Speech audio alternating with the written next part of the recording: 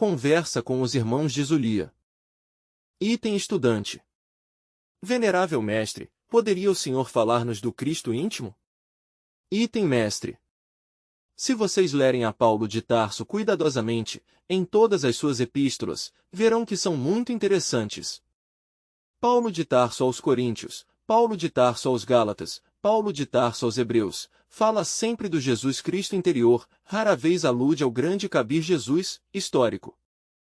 É a esse Jesus Cristo íntimo que alude Paulo de Tarso. Qual é o mérito do grande cabir Jesus, que veio há cerca de 2000 anos à Terra Santa?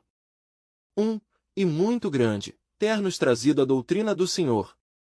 Por que tinha que ser ele quem ensinasse essa doutrina? Porque o Senhor haviase encarnado nele, expressavase através dele, e por isso ele ensinou a doutrina do Cristo íntimo. O Cristo íntimo é o que conta, ele é instrutor do mundo e se expressa através de qualquer homem que esteja devidamente preparado. O Senhor é o instrutor, o que dá o ensinamento.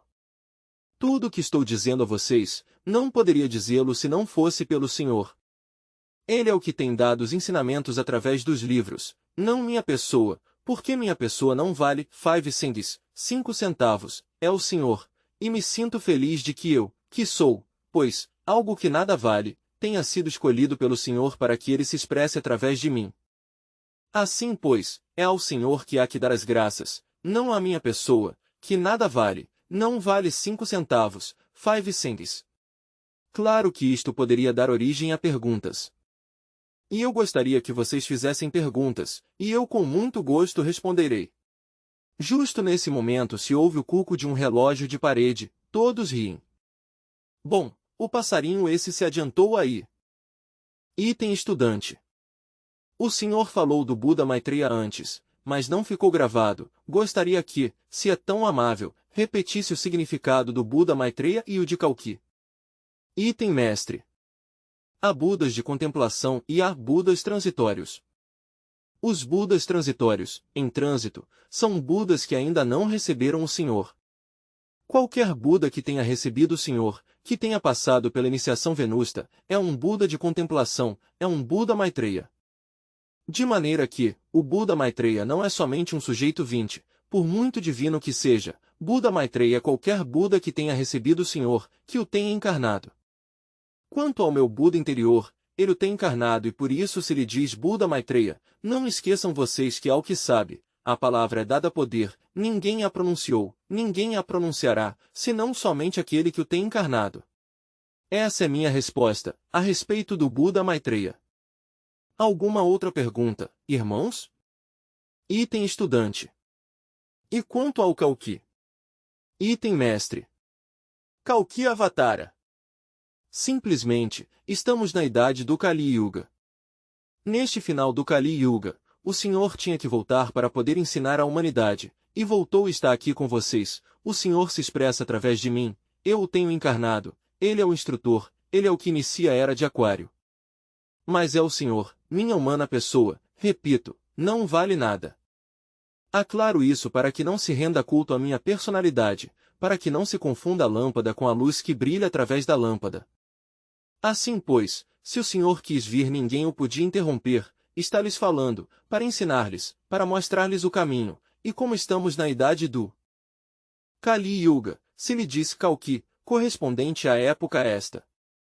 Por sua vez, Avatara significa mensageiro, um mensageiro.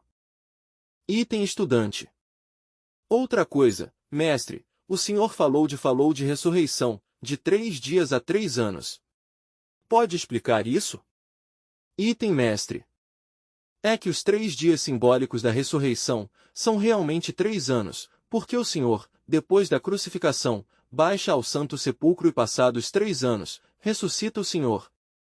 Mas, em cabala esotérica, esses 3 anos são alegorizados com 3 dias, disse, 3 dias. Talvez haja outro modo de expor o dos 3 dias, à luz da alquimia hermética. Obviamente, necessitam-se 3 purificações para lograr a ressurreição, à base de ferro e fogo. Se vocês observarem cuidadosamente, poderão ver, por si mesmos, que na cruz estão os 3 pregos de ferro. Isso significa, pois, as 3 purificações pelo ferro e pelo fogo, Porque sobre a cruz está a palavra tenri, que significa fogo, ignis natura renovatur integram, o fogo renova incessantemente a natureza. Assim, pois, são necessárias 3 purificações antes da ressurreição. Esses são os 3 dias, à luz da alquimia. O primeiro dia corresponde à primeira montanha, na qual o ser humano tem que passar pelas iniciações, pelo caminho da iniciação esotérica ou mística. O segundo dia corresponde, certamente, à segunda montanha, na qual o iniciado tem que descer aos infernos e ascender, de esfera em esfera, até o empíreo. O terceiro dia está sobre o cume mesmo da segunda montanha, e corresponde aos 8 anos da grande obra. 8 anos sofreu o patriarca Job, doente de lepra, mas não é a lepra física, não, senão uma lepra interior, é a lepra do ego. Quando se diz que ficou limpo da lepra, significa que morreu seu ego e então tudo lhe foi devolvido ao patriarca. São 8 anos de lepra, os 8 anos do patriarca Job. Durante esses 8 anos se realiza toda a grande obra, e isto pertence aos mistérios da alquimia. Necessitase ser alquimista para poder estudar os mistérios da grande obra, e necessitase receber o donum Dei, o dom de Deus, para poder compreender os mistérios da grande obra. Alguém poderia, por exemplo, estudar o melhor volume de alquimia, ou estudar todos os alquimistas do mundo, estudar Saint-Divogius, estudar Raimundo Lúlio, Nicolau Flamel, o Sr. Luís de Stizag, estudar Saint-Germain, etc., etc., etc. Poderíamos estudar todos os alquimistas, Francis Bacon e muitos outros, mas se um não tem o donum Dei, o dom de Deus para compreender os mistérios da grande obra, fica em jejum, não entende nada.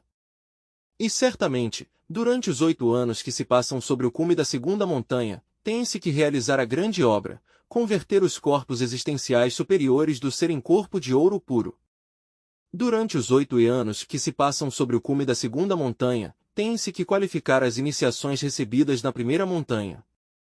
De nada serve receber as 8 iniciações fundamentais se um não as qualifica, e a qualificação não é possível senão destruindo o ego, primeiro no abismo, segundo nas zonas vitais, terceiro no mundo astral, quarto no mental, quinto no causal, sexto no búdico, e no sétimo. Aí sim não alcança a formar o ego, não alcança a ter ego, porque o Atman não tem ego. Assim, pois, são 8 anos, e durante os 8 anos tem-se que qualificar as iniciações recebidas, antes de ter direito à ressurreição. Vocês podem aspirar à iniciação, e alegrou-me que assim aspirem, mas também lhes digo que de nada serviria receber as iniciações se um não as qualifica, e não poderiam vocês qualificá-las se não destruírem o eu psicológico, se não morrerem em si mesmos, aqui e agora.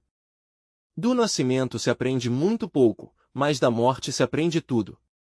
A clavícula mestra de todos estes estudos está na morte, na dissolução dos elementos indesejáveis que levamos em nosso interior. Item estudante. Mestre, a iniciação venusta é logo após ter feito esse trabalho, ou seja, quando se encarna o Cristo. Item mestre. A iniciação venusta é para todo homem que tenha chegado à quinta iniciação do fogo. Quando se chega à quinta iniciação do fogo, e à condição de meter-se dentro do caminho direto, então se recebe a iniciação de Tiferet, encarnase o Senhor, item estudante. Isso é depois dos 8 anos? Item mestre. Não, o que estou te dizendo é muitíssimo antes.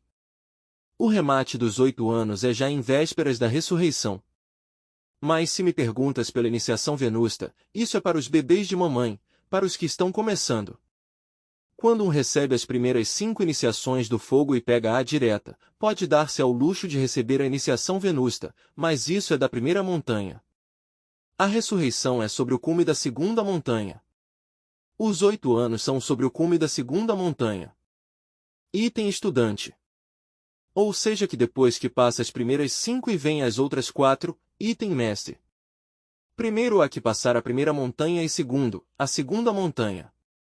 E sobre o cume do morro, sobre a parte mais alta da segunda montanha, tem que fazer a grande obra. Assim, pois, é necessário entender tudo isso. Que outra pergunta há por aí? Ora vejamos, hoje quero conversar com vocês, tenho vontade de falar, sabem? Item estudante.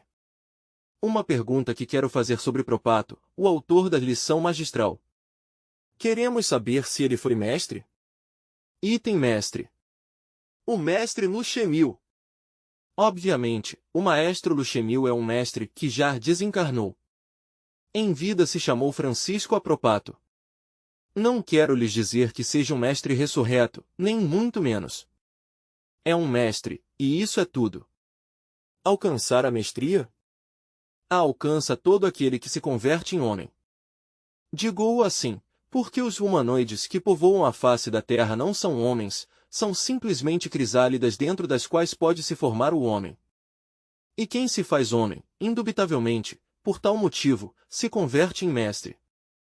Mas uma coisa é alcançar a mestria, ou chegar à mestria, e outra coisa é alcançar, na verdade, a perfeição na mestria, que isso é diferente. Porque qualquer um, ao criar os corpos existenciais superiores do ser, se torna mestre, mas alcançar a perfeição na mestria é muito diferente, é muito difícil. E é o importante.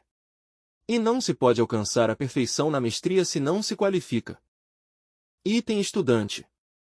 O que quer dizer qualificar, mestre? Item mestre. É, digamos, tão natural isso, que tu o sabes. Tu que estudaste na vida? Item estudante. Eletrônica, mestre, item mestre. Te qualificaram, ou não?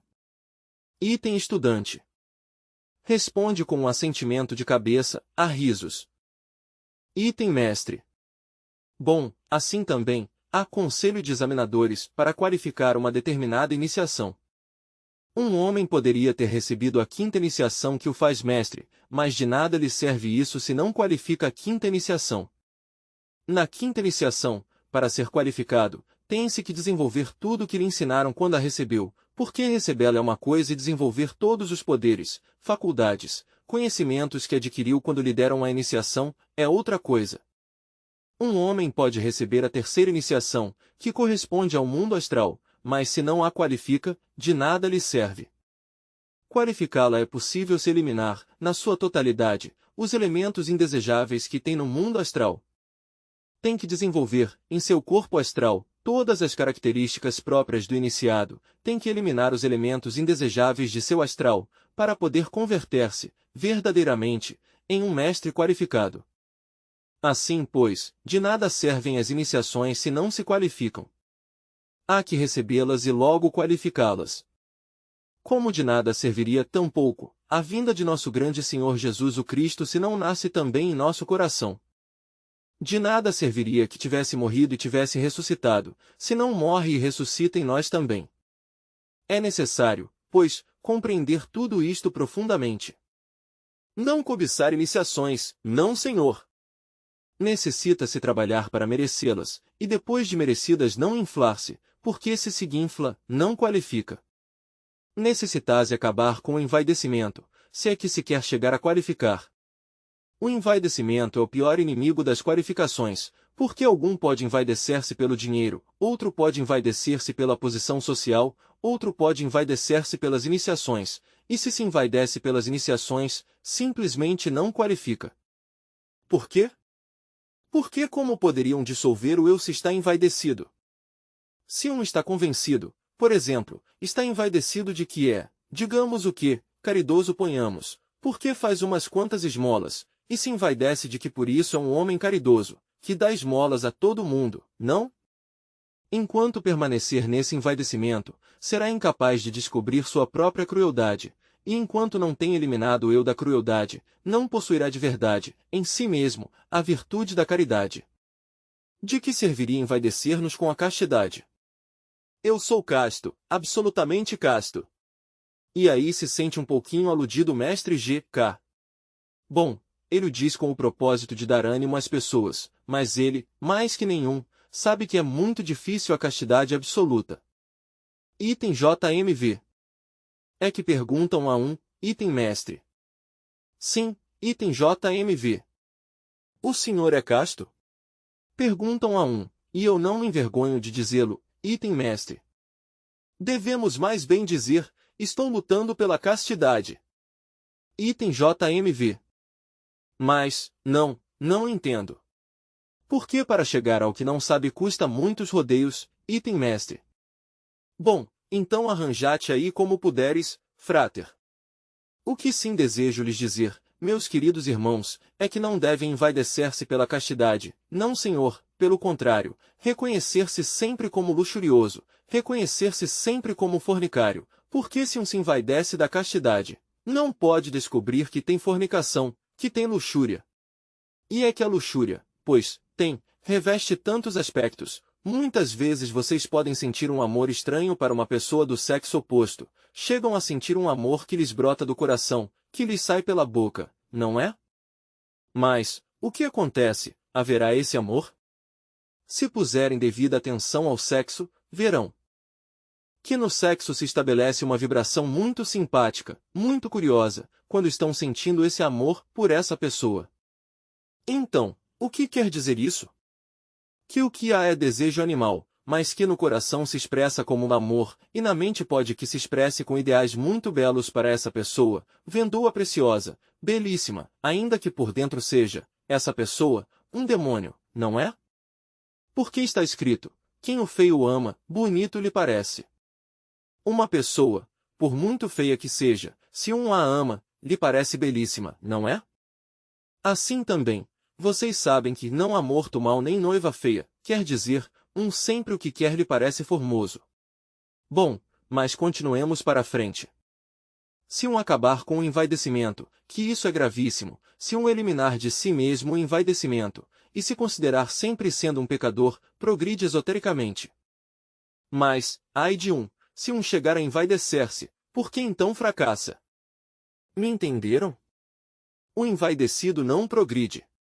Há muitos irmãozinhos que me escrevem, muitos que me escrevem cartas desde distintos países, queixando-se porque não sabem sair em astral, que não viajam pelo mental, que não têm um brilho de luz nunca jamais, amém, que nunca se lhes acende o foguinho, por aqui dentro. Total, que se queixam. É necessário que vocês entendam bem as coisas. Existem 3 classes de relações na vida. Primeira, a relação com seu próprio corpo. Se um está mal relacionado com seu próprio corpo, o corpo pode adoecer. Segunda, a relação com o meio ambiente que nos rodeia. Se estamos mal relacionados com o meio ambiente que nos rodeia, pois forjamos problemas, isso é claro. E a terceira, a relação consigo mesmo, que é a mais importante. Se um quer chegar a ter essa iluminação tão desejada, que vocês gostariam de ter, de entrar no Nirvana, de viajar pelo mundo causal, pelo búdico ou intuitivo, etc., primeiro que tudo tem que estabelecer corretas relações com os centros superiores de seu próprio ser. Se vocês lograrem estabelecer corretas relações consigo mesmos, quer dizer, com os centros superiores de seu próprio ser, é óbvio que chegarão à iluminação. Mas não é possível estabelecer essas corretas relações com os centros superiores de seu próprio ser, se estão cheios de envaidecimento. O envaidecido não pode chegar à iluminação jamais. Por tais motivos, os que queiram a iluminação, lhes aconselho que adquiram, primeiro que tudo, a virtude da humildade. E, como chegam à virtude da humildade? Examinando sua própria vida, tendo o valor de reconhecer seus próprios erros. Se qualquer de vocês se propuser examinar em detalhe, minuto a minuto, segundo a segundo, todos os aspectos de sua própria vida, chegarão à conclusão de que não há motivos como para envaidecer-nos. Se forem sinceros, de verdade, consigo mesmos e examinarem em detalhe todos os pensamentos, sentimentos, desejos, todos os aspectos de sua vida sexual, emotiva, mental, desde que nasceram até este momento, vocês terminarão desencantados de vocês mesmos. Mas se vocês trabalharem dessa forma e se fizerem conscientes de que na verdade não há motivos como para envaidecer-se, chegará o momento em que adquirirão a virtude da humildade. E só o humilde pode estabelecer corretas relações com os centros superiores do ser. Espero, pois, que vocês reflitam em todas essas coisas, que se tornem humildes. Ora vejamos, que sigam as perguntas, pois. Item estudante. Mestre, a que se deve a perda da fé? Item mestre. Vou lhes dizer a que se deve à mentira, ao embuste, à farsa. Através de distintas existências, o ser humano tem vindo mentindo, tem sido farsante, tem sido embusteiro, acostumado ao engano, etc.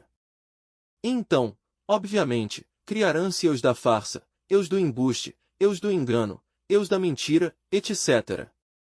Todos esses eus, no seu conjunto, na existência presente falseiam a mente, e a tornam falsa. Uma mente falsa é uma moeda falsa, e uma moeda falsa não é uma moeda legítima. Uma moeda falsa é uma moeda mentirosa, porque é falsa, e o que é falso é mentiroso. Uma mente falsa é uma mente falseada, uma mente mentirosa. Uma mente mentirosa não pode ser uma mente que possa ter fé. É impossível que uma mente mentirosa possa ter fé, de onde a vai tirar? De maneira que, para poder adquirir a fé, se necessita eliminar os EUS da farsa, do embuste, da mentira e do engano. Se fizer isso, surge em nós a labareda da fé, mas enquanto os eus da farsa, da mentira e do engano não tenham sido eliminados, não é possível ter fé, porque os eus da mentira, do engano, etc., falseiam a mente, e a mente falsa não pode ter fé, porque é falsa. É como a moeda falsa, é falsa, e não pode ser legítima porque é falsa. Essa é a realidade das coisas. Por que a falta de fé nas pessoas hoje em dia? Pois porque as pessoas são mentirosas, embusteiras, farsantes, têm a mente falsa. Essa é a realidade. Item estudante. Mestre, um eu qualquer, pode expressar-se em diferentes formas? Item mestre. Pois, qualquer eu tem três formas gerais de expressão. No centro mental se expressa de uma forma, aqui, no coração, que é o centro emocional, se expressa de outra, e no centro motor instintivo-sexual tem outra forma de expressão. Conclusão: qualquer eu se expressa em três formas distintas, e se queremos conhecer o modus operandi de qualquer eu, temos que observá-lo cuidadosamente nos três centros, cerebral, coração, ou seja, no emocional, e no centro motor ou do movimento, do instinto e do sexo. E então assim, o podemos analisar melhor, compreendê-lo melhor, entendê-lo melhor em seu jogo, e depois de tê-lo entendido, vale a pena reduzi-lo a cinzas, a poeira cósmica, com a ajuda do fogo flamígero da Divina Mãe Kundalini. Assim é como se desintegra qualquer eu, há que orar à Divina Mãe para que ela pulverize qualquer eu, o desintegre, o reduza a cinzas, a poeira cósmica. Me entenderam? Item estudante. Um eu pulverizado pode voltar a ressurgir? Item mestre. O que nos diz o Dante em A Divina Comédia? Não te recordas em A Divina Comédia, uma citação, aquela passagem onde de repente um eu ari, de um sujeito XX, se torna pó, morre, e logo, dentre suas cinzas, volta e brota outra vez, mais vivo que antes? Assim como a ave fênix ressuscita dentre suas próprias cinzas, assim são os eus, se um não permanecer alerta e vigilante, como o vigia em época de guerra, podem ressuscitar outra vez. De maneira que, a vigilância deve ser constante, se é que de verdade nós queremos que os eus não vão ressuscitar. Item estudante. Perdão, mestre, mas depois que o eu morre nasce uma virtude, e depois que se tenha uma virtude, podese voltar a perder outra vez? Item mestre. Podese voltar a perder, item estudante. É preciso cuidá-la, item mestre. Os deuses também caem. Item estudante. É preciso cuidá-la, sim, item mestre. Não leram vocês, acaso, tudo o que dizem as Sagradas Escrituras? Não recordam a revolta dos anjos? Então os anjos caíram, não é? E se converteram em demônios, não é? Por que se diz que se converteram em demônios? Pois, porque ressuscitaram neles os eus. Mas por que ressuscitaram? Porque violaram a lei e fornicaram. Escrito está aqui, os filhos de Deus se casaram com as filhas dos homens, que naqueles tempos eram gigantes. De maneira que, já veem vocês. E eu estou lhes falando do que a mim me consta, do que eu experimentei por mim mesmo, porque eu estive na revolta dos anjos.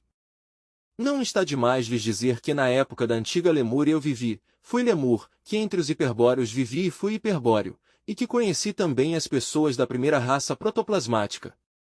Não está demais lhes dizer que eu conheci a Terra em seus processos de evolução e de involução dentro das dimensões superiores da natureza. Antes que se convertesse, esta Terra, em um protoplasma, eu vi surgir a vida de entre o caos, no amanhecer do Mahamavantara, e a mim não se me esqueceu nem isto. Assim, pois, dou testemunho do que me consta, do que experimentei por mim mesmo. Na Lemúria cometemos o erro, muitos irmãos que havíamos vivido em outros Mahamanvantaras, de tomar esposa quando já nos estava proibido. Essa foi a revolta dos anjos e entre os da revolta também estive eu, naturalmente. Eu entrei na bola, como outros entraram, eu também entrei, aí esteve o pôr o pé na poça. Que sofri muito na Lemúria, é certo. E que me coube levantar-me de novo no mesmo continente Lemur, também é real. E que voltei outra vez a ficar de pé na Lemúria, certíssimo. Posso eu dar testemunho de tudo isso porque eu vivi, o experimentei. Poderia fazer uma longa dissertação, aqui, sobre a história da Terra desde que surgiu do caos, mas seria uma história tão longa que não nos alcançaria toda a noite, e vocês têm que ir embora amanhã, não é? Pensam viajar, não é? Bom, de maneira que, com isso lhes digo tudo. Mas, o que aconteceu? Ressuscitaram os Zeus em todos os que entramos naquela revolta. Que depois muitos irmãos já se arrependeram, isso é outra coisa. Voltaram a subir. Entre esses que se arrependeram estou eu também, e voltamos a eliminar outra vez os tais Eusesses, não é? Mas, se descuidarmos a guarda, voltam a ressuscitar, isso é óbvio. Estou-lhes falando em síntese, em grandes traços, não me detenho, agora, a lhes falar do Planalto Central da Ásia nem nada disso, porque seria longo lhes falar. Quero responder perguntas. Se há algum que queira perguntar algo, pois, que o faça com a maior liberdade. Item estudante. Mestre, a Lemúria foi parte deste mesmo mundo? Item mestre. Como não? Foi um gigantesco continente que estava situado lá, no Oceano Pacífico, com climas sumamente tropicais, tremendamente tropical, os vulcões faziam erupção constantemente, a vida era muito distinta naquela época como é agora, todo mundo falava na linguagem da luz. Se queríamos, por exemplo, saudar alguém, não dizíamos, como hoje, good morning, ou simplesmente bom dia, senão que levávamos a mão ao coração e dizíamos Aibu, e o outro contestava, Aibu. Falávamos em uma linguagem muito distinta, mas bem cantada, em uma linguagem, como dizemos em verbo sagrado, presem, quer dizer, superior, e tínhamos poder sobre os elementos, sobre o fogo, sobre os ares, sobre as águas e sobre a terra. Eu mesmo caminhava por entre essas multidões lemúricas, recordo, pois, os poderes, como podia desatar o raio e as tempestades. Nós havíamos vindo de outros Mahamanvantaras e conhecíamos a vida. Mais tarde cometemos o erro, os irmãos, de tomar esposa quando já nos estava proibido. Então nos coube sofrer muito, sofrer para voltar a levantar-nos. Assim, pois, conheci a Lemúria no Oceano Pacífico, por fim afundou-se, através de 10.000 anos de incessantes terremotos, por sol de chuva de fogo, e grandes terremotos, como dizem os astecas. Tudo isso presenciamos. Entre o fogo e os terremotos afundou-se a Lemúria no Pacífico, através de 10.000 anos. Item estudante. E houve sobreviventes, então? Item mestre. Sim, houve sobreviventes. Alguns desses evoluíram tanto que se tornaram liliputianos. Faz pouco, na Bolívia, encontraram um grupo de liliputianos, assim de pequeninos. Por aí andavam, tinham um povoadinho por aí, mas isto não é uma história de polegarzinho. Risos.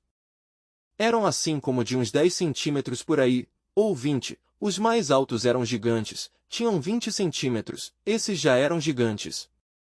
Bom, o povoadinho era todo de casinhas que pareciam de bonecas, como um mostruário de bonecas.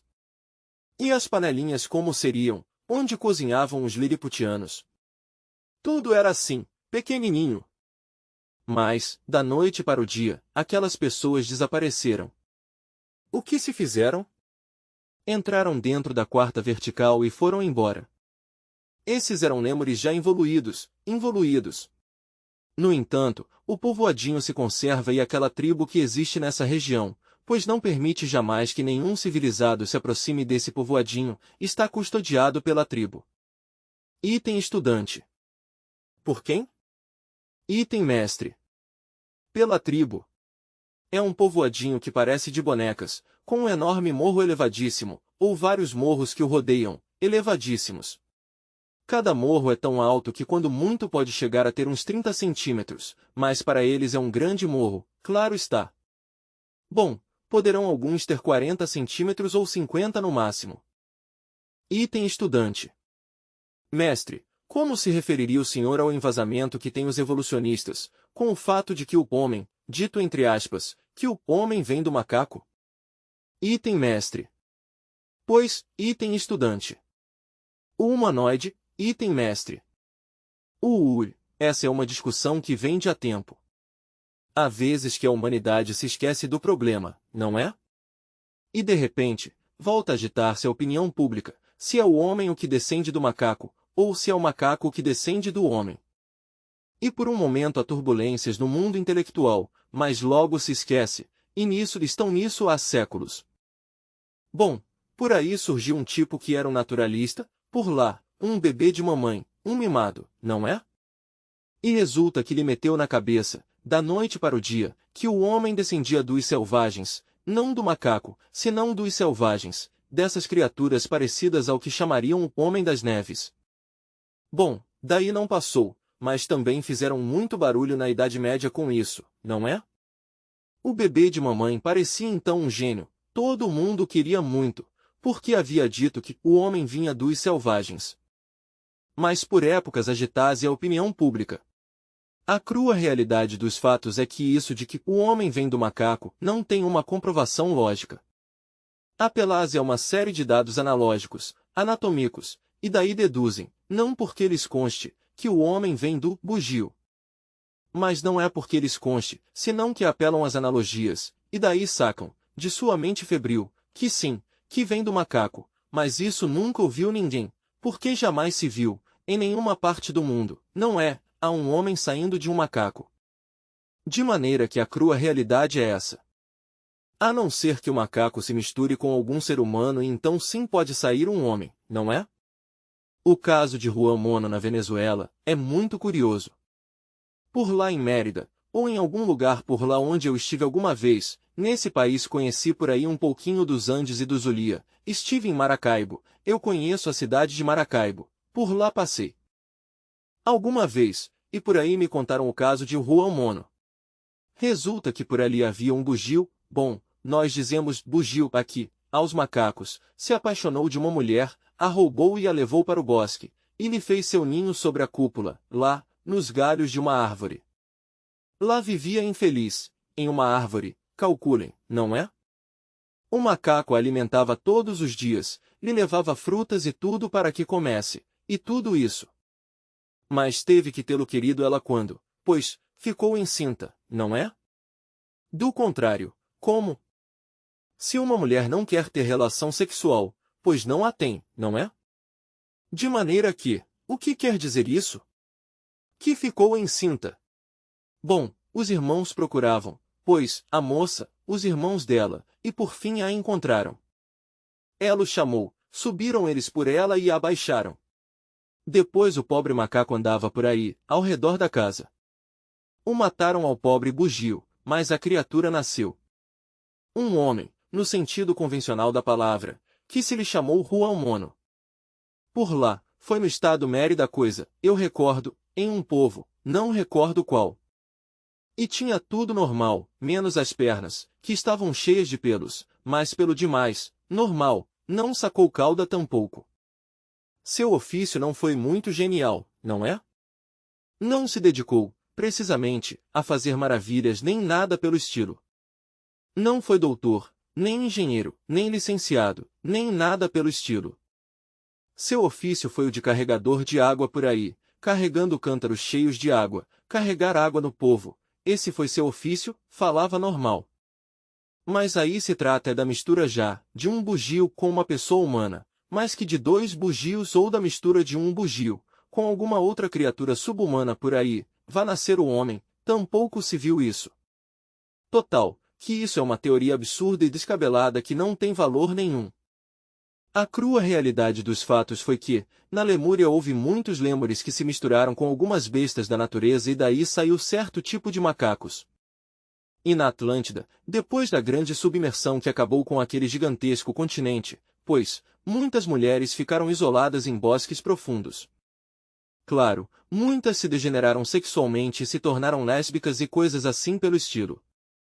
E outras, pois resolveram educar certas bestas da natureza, bestas do sexo masculino, para se unirem sexualmente a eles, e de ali saíram uma grande quantidade de bugios, orangotangos, gorilas, etc.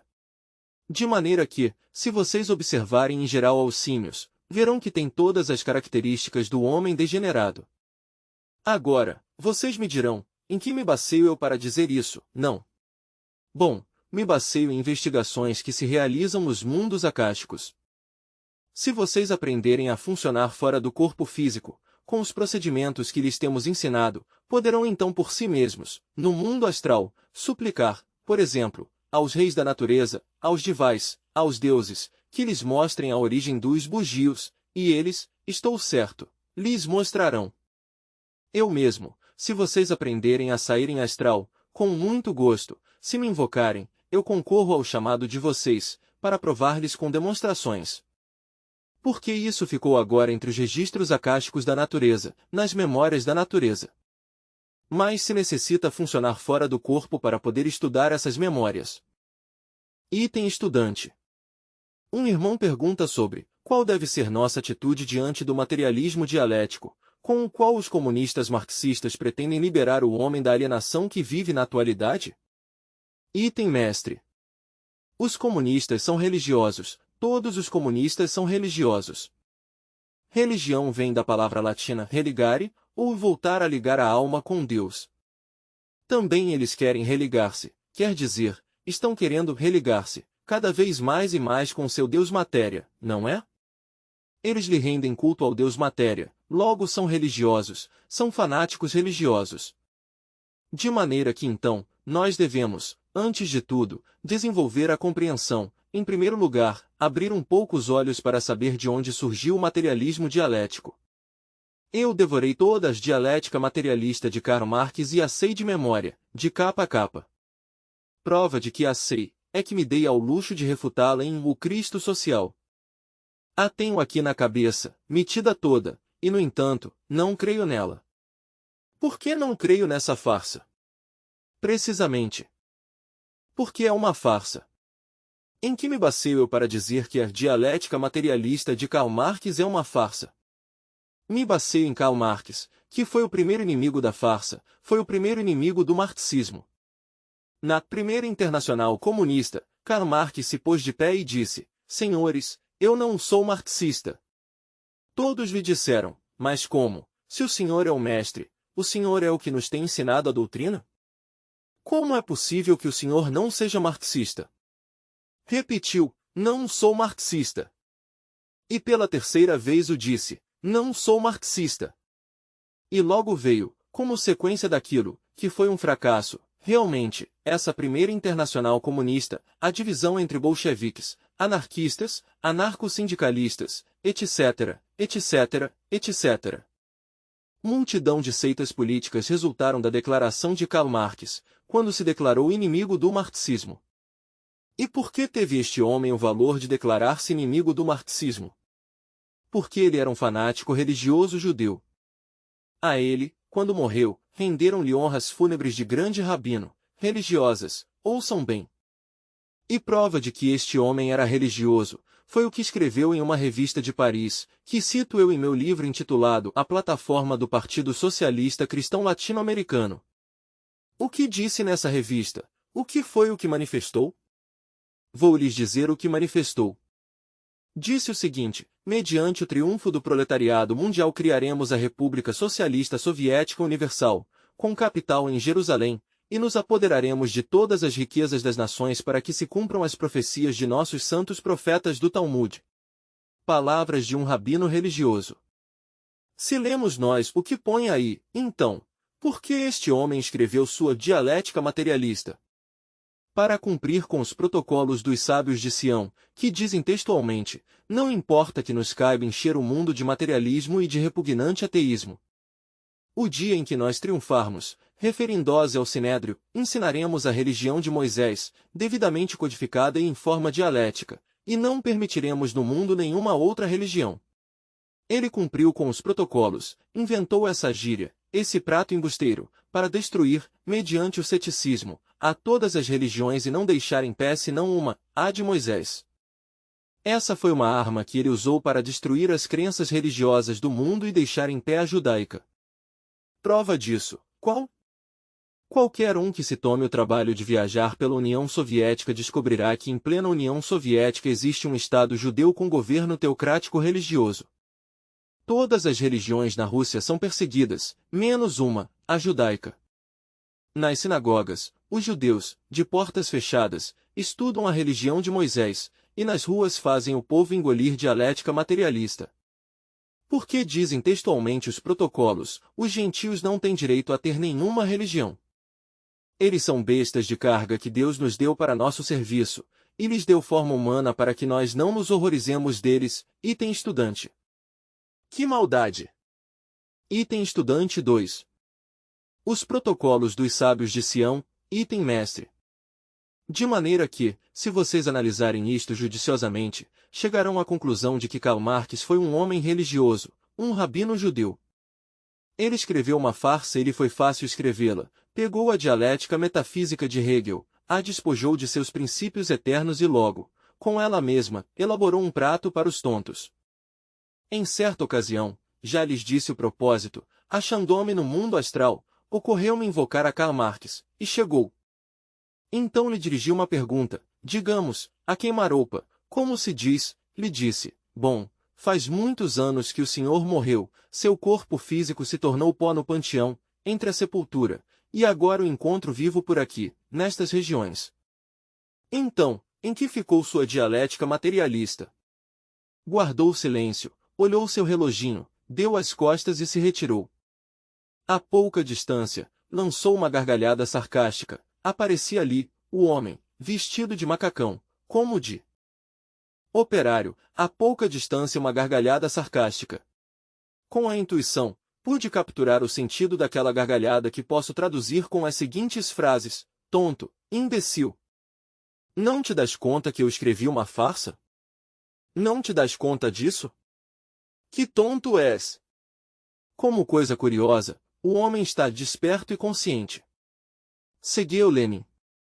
Lenin parece um sonâmbulo assim, não tem nada de iniciado Lenin, ou pelo menos é um bodhisattva caído, não é? Quero dizer, um bodhisattva caído, mas o segue como um sonâmbulo, está inconsciente, dormido, vai atrás. É a sombra que segue a Marx, a todas as horas vai atrás dele, uma sombra. Mas Marx está desperto, está consciente no mal e para o mal, tem um nimbo de falsa glória.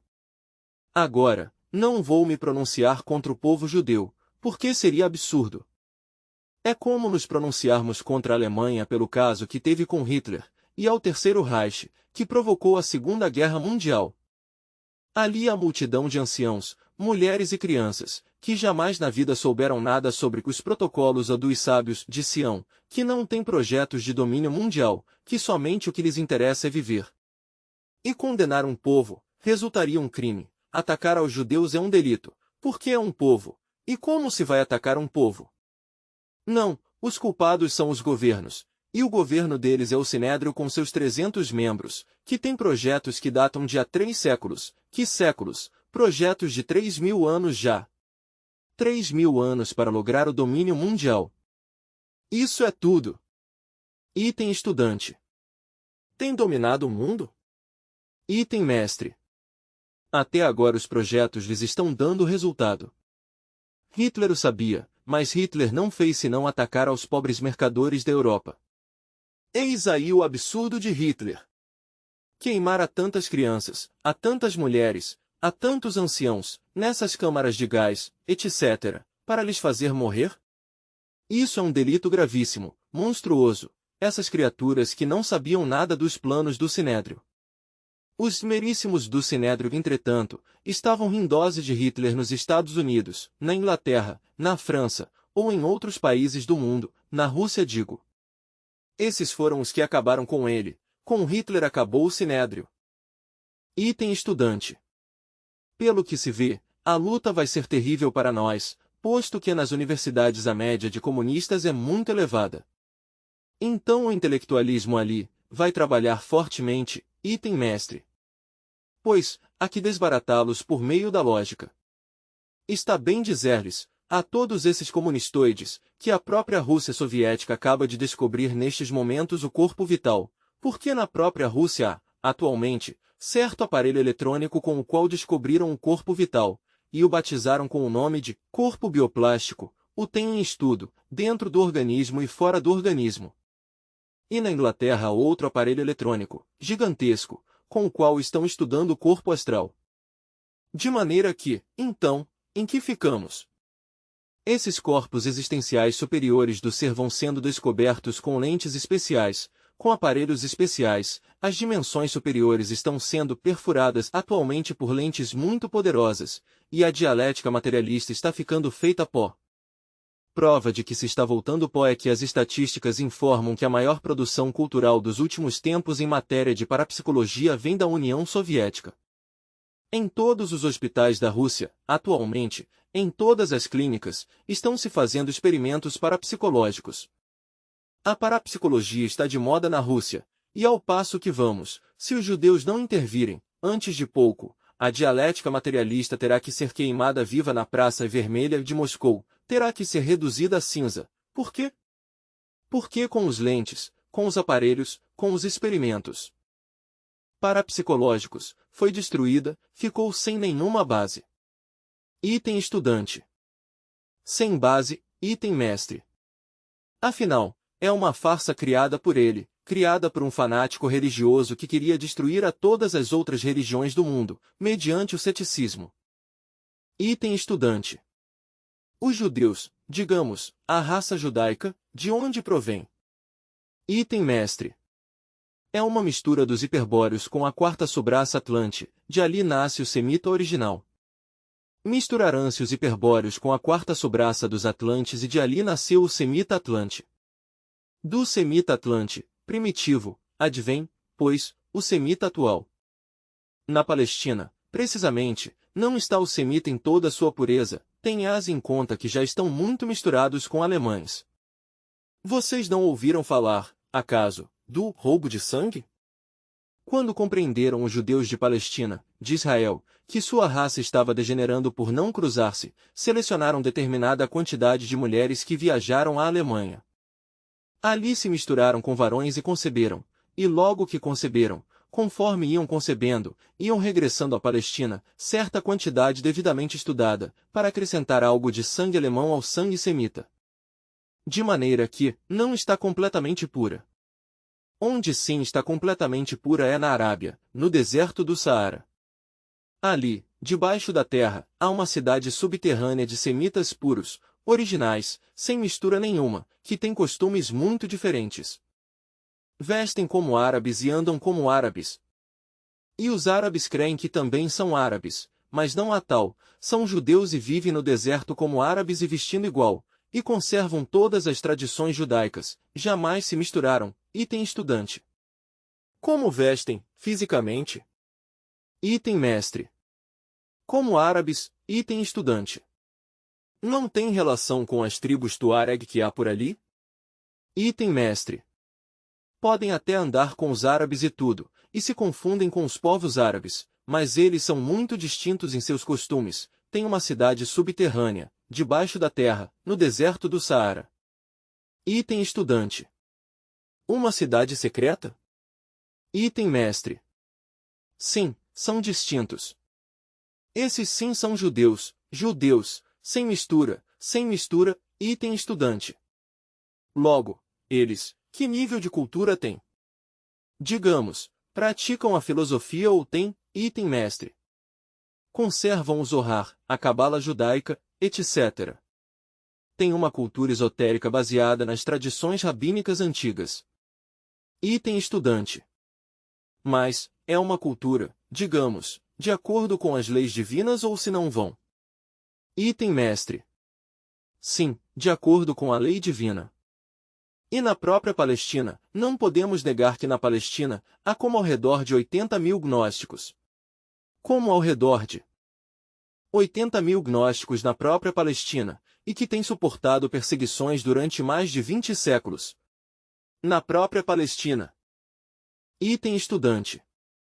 Mestre, por que há tanta similitude entre as pirâmides do Egito e as que se encontram aqui no México, ainda quando os continentes são diferentes? Item mestre. Porque a religião sabedoria é a mesma de todos os tempos.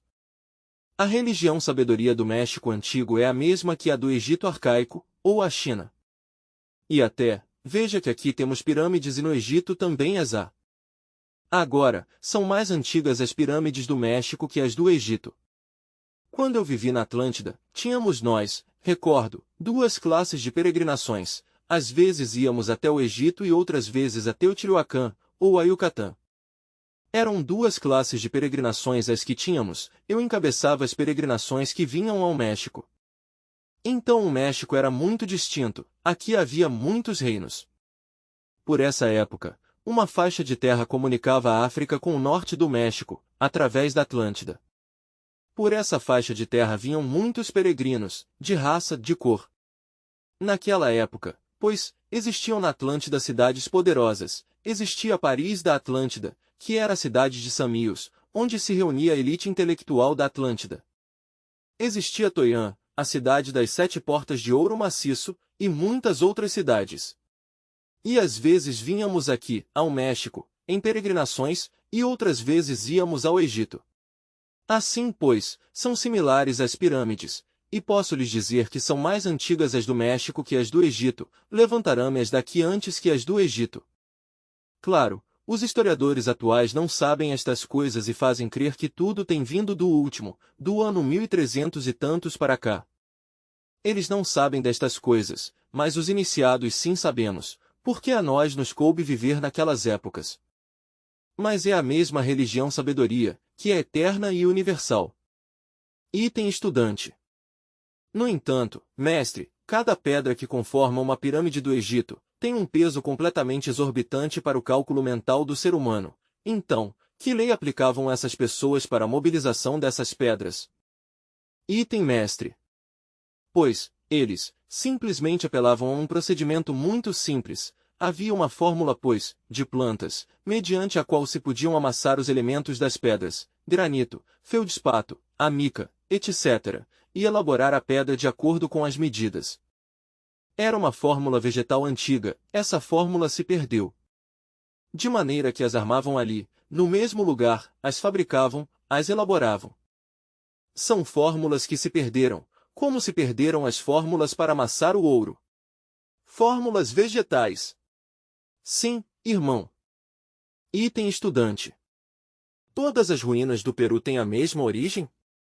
Machu Picchu, todo esse tipo de ruínas da zona do Peru, tem esse mesmo origem? São Atlantes também? Item mestre. Sim, do contrário não se explicaria, em épocas não haviam aviões. Na Atlântida existia um pequeno aparato com o que se podiam desgravitar as rochas, mas isso era na Atlântida. Assim, pois, também há uma fórmula com a que se podem elaborar as pedras, do tamanho que se queira e da medida que se queira, uma fórmula vegetal. Item estudante. Uma vez li em certo livro, que não recordo muito bem, de que em uma das garras da esfinge se encontrava uma espécie de, vamos falar em termos de agora, modernos, uma espécie de botão que fazia girar uma porta oculta dentro dessa garra. Item mestre. Bom, isso não é certo.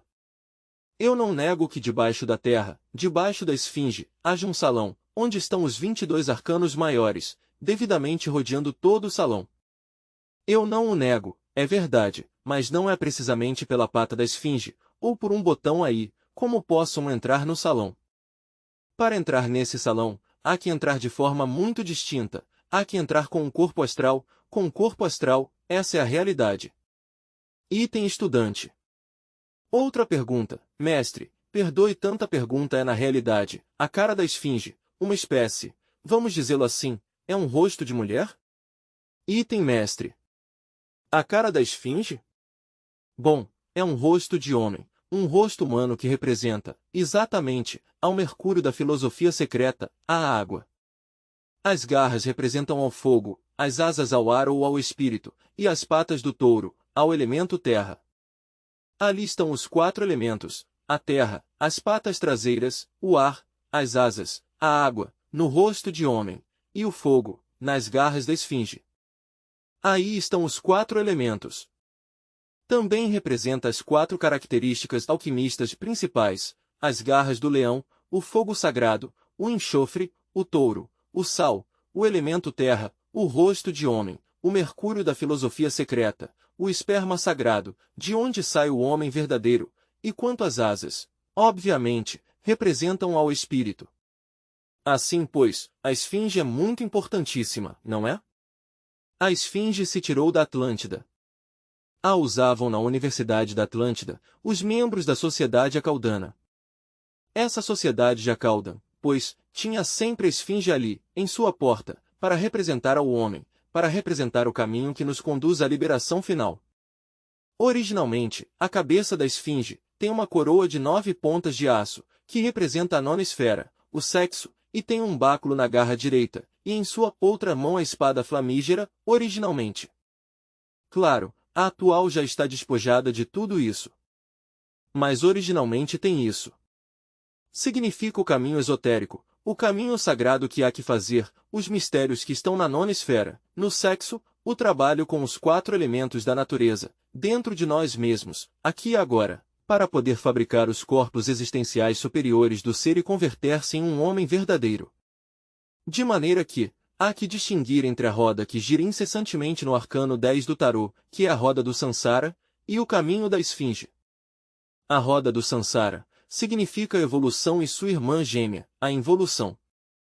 Pela direita ascende na Anubis, evolucionante, pela esquerda, desce Tifon, involuente. A esfinge está sobre a roda, ela é o caminho da revolução da consciência. Nós devemos meter-nos pelo caminho da revolução em marcha, da rebeldia psicológica, esse é o caminho que nos leva à liberação final. Temos que nos apartar da evolução e da involução e meter-nos pela senda da revolução em marcha. Ser revolucionários, ser rebeldes. Se é que queremos chegar à liberação. Mas necessitamos da grande rebeldia psicológica. Me entenderam? Ora vejamos, que surjam as perguntas, que brotem por onde queira. Item estudante. Mestre, item mestre. Sim, item estudante. Eu creio que todos nós ouvimos falar do famoso, e que nos jornais apareceu bastantes vezes, sobre o cinturão da morte, não é? Que se encontra no Atlântico, poderia explicar o que ocorre, que fenômeno passa dentro disto. Item mestre.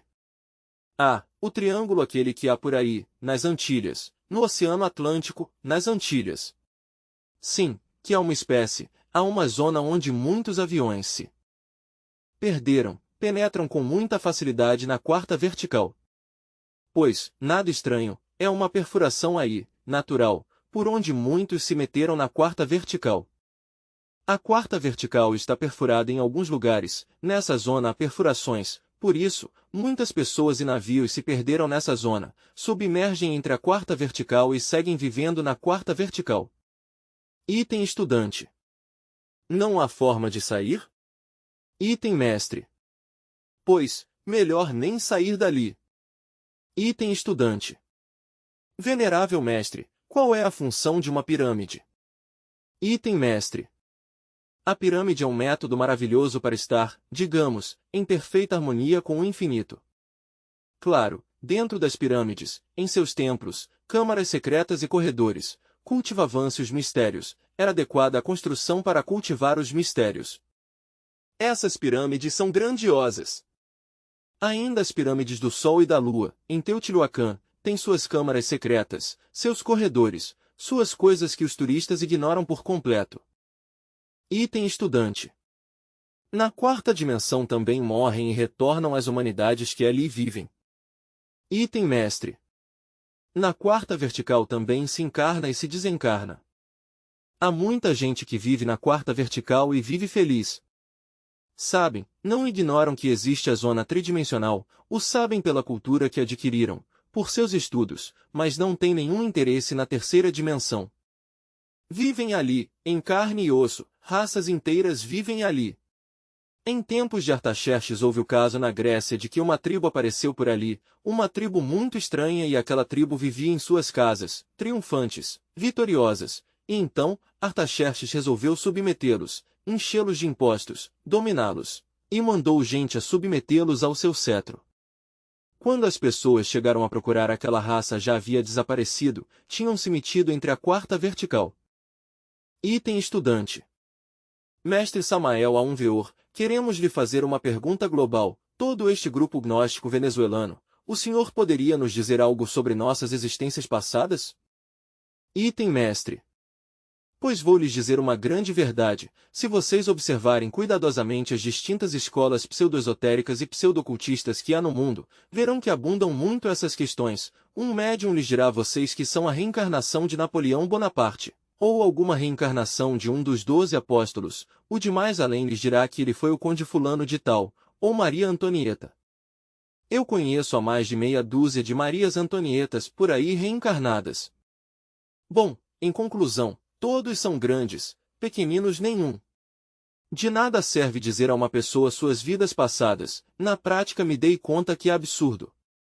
O que serve, verdadeiramente, é que cada um recorde suas existências passadas, e há que começar pela passada existência.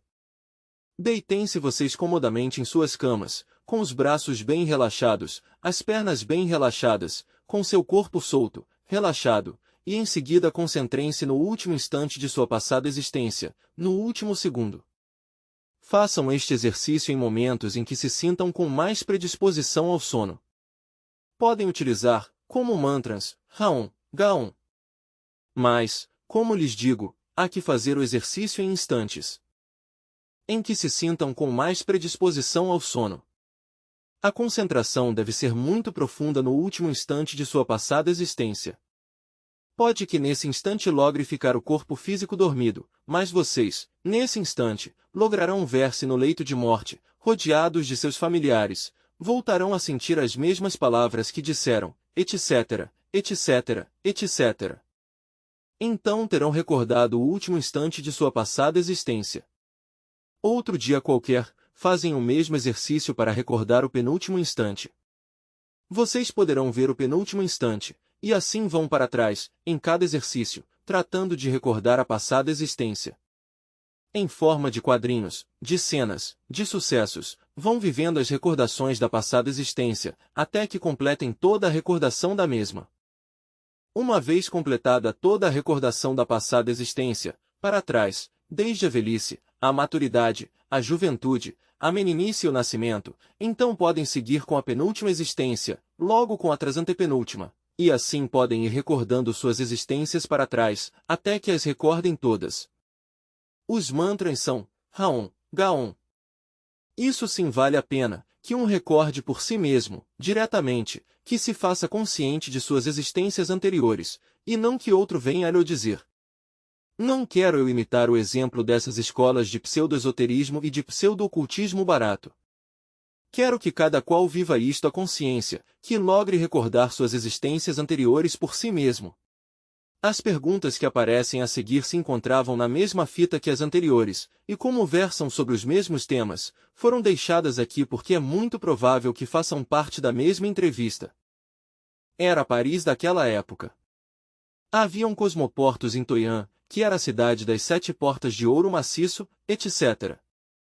Em todos esses lugares desciam as naves provenientes de outros planetas.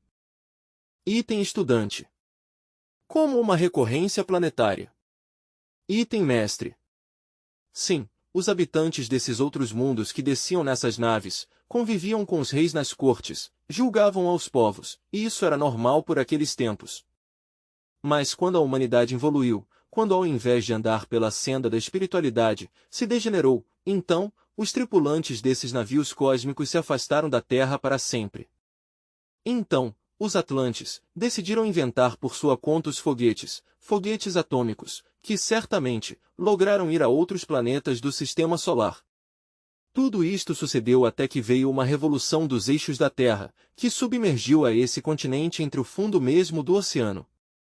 E não esqueçamos que os Atlantes chegaram a um grau de civilização ao qual não chegamos ainda nós, os arianos. Item estudante. Mestre, eu vou lhe fazer uma pergunta. Ao senhor, provavelmente, lhe pareça, porque, tendo o senhor este conhecimento com detalhe, que poderia revolucionar a história, por que não o lança? Ou seja, pode ser ignorância minha pergunta, mestre, por que não lança obras onde se demonstre? E os historiadores oficiais, ao ver que há alguém que lhe pode dar dados concretos e coincidam no que eles acertaram, o poderiam, isto, ser utilizado pensando no superior. Porque eu sei que o senhor tem conhecimentos profundos, que definitivamente concordam. Item mestre. Sim, eu o conheço praticamente, eu mesmo em determinados caravansing se chamavam naquela época os restaurantes, haviam alguns muito elegantes perto de um cosmoporto, o cosmoporto de Samios. Desde ali contemplava-eu aos foguetes atômicos quando eram lançados rumo à Lua, a algazarra. Que fazia o povo? Esses foguetes eram muito bem tripulados, impulsionados por energia nuclear e muito mais formosos que esses artefatos horríveis que estão jogando ao espaço os gringos e os russos. Mas, item estudante. Em que idioma se falava? Que idioma falavam, ali? Item mestre. Bom, ali havia distintas línguas, item estudante. Como agora, item mestre. Haviam distintas línguas, item estudante. O senhor nos vai ensinando alguns termos, por exemplo, lei do sagrado Okidano, esse termo Okidano, que utiliza muito a que língua é essa? Item mestre. São termos mais bem em língua sagrada, da língua sagrada, uma língua em que falam todos os iniciados, eu sei falar essa língua, não é? E posso me entender com qualquer adepto, instantaneamente. E, eu a sei falar e me entendo com todos os adeptos nessa língua. Mas, bom, contestando a pergunta aquela de por que não propagamos tudo isso, não é? Item estudante. De Júlio César, qual é a? Sobre Júlio César? Por que sabemos que o senhor teve essa personalidade em Roma? Item mestre. Sim, tive a personalidade de Júlio César, eu mesmo fui o famoso Júlio César de Roma, eu mesmo, item estudante. Por que não, ao senhor não o motiva? Item mestre. Pois, simplesmente, de nada serviria isso, digamos, que nos puséssemos a fazer com que os historiadores crescem em nós. Os historiadores têm critérios estreitos, não é? Item estudante. Não aceitariam? Item mestre. Não aceitam nada disso. Eles unicamente creem em dados muito relativos, item estudante. Explicação, não é? Ao demonstrar-se que um só ser tem retornado com diferentes personalidades e tem jogado papéis na história, isso implicaria uma revolução extraordinária de conceitos. Item mestre.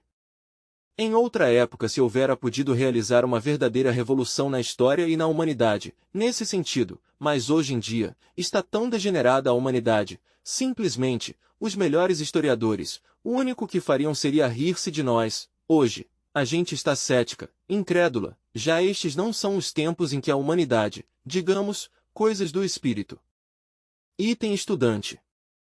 Mas, o senhor poderia demonstrá-lo com dados? Item mestre. Sim, pudesse demonstrar, mas, nem ainda assim, Jesus de Nazaré realizou milagres e prodígios, e no entanto, o penduraram em um madeiro, não creram os judeus nele, e todavia, não seguem crendo-lhe. Não somente não creram, senão que todavia não seguem crendo. Gastarão-se milhões de dólares em propaganda cristã ao redor do mundo inteiro, e são milhões de seres humanos que todavia não creem em Jesus de Nazaré. Item estudante. O mestre recorda suas vidas passadas? Item mestre. O recordo com tanta naturalidade, como recordar em vocês amanhã, que estiveram conversando comigo, simplesmente, pelo fato mesmo de haver despertado a consciência, não é? Quando um desperta a consciência, pode dar-se ao luxo de recordar suas existências anteriores. Item estudante 2. Item mestre. Como? Item estudante 2. Não tem limites para recordar? Item mestre. Não, a recordação se faz completa. Item estudante. Item mestre. Perfeitamente, a vida evoluente no reino mineral, sei como evoluir a vida no reino vegetal, sei como progride no vegetal, sei como evoluir no animal, e como, por último, alcanço o estado de humanoide. Tudo isso sabemos, não pelo que os livros digam ou deixem de dizer, senão por experiência própria, natural, não é? Item estudante. Item mestre. Eu baseio meus conhecimentos internos em minha própria experiência direta. O que vale a experiência direta, item estudante? Logicamente, a irmã, não, é a primeira vez, digamos, ontem e hoje, que teve contato com a gnosis. Talvez seja um privilégio para ela, não é? E tomara lhe sirva de inspiração para, item mestre. É óbvio que sim, lhe serve de motivação, saber, por exemplo, que esse corpo físico que tu tens atualmente, isso se volta pó. E nem tampouco esse corpo é o primeiro nem será o último. Esse corpo, não é mais que um traje de pele que se volta pó, mas não é o único. Se tu te propuseras a despertar consciência, com assombro, te verias vivendo em outros tempos, em outras idades, em outras épocas, com outros nomes, com outros sobrenomes, com outro sexo, em distintos países do mundo. Isso te assombraria, se chegasses a despertar consciência. Mas o poderias verificar, por ti mesma, despertando. Se não despertas, não é possível que verifiques por ti mesma. Item estudante 2. Sabe o que? Eu tinha esse pressentimento. Além disso, não o posso explicar assim, bem, mas sim o tinha. Item mestre. Pois, claro, item estudante. Mestre, quando se vem como mulher, quando há uma mudança de sexo masculino a feminino. Item mestre. Isso depende do karma de cada qual. Item estudante. No caso da homossexualidade, não tem relação com isso? Não ficará algo quando há essa mudança. Item mestre. Não, são degenerações, pessoas que abusaram do sexo, as que têm essa tendência, e depois, nascem já, pois, homossexuais ou lésbicas. Mas isso se deve aos abusos sexuais, item estudante. Agora,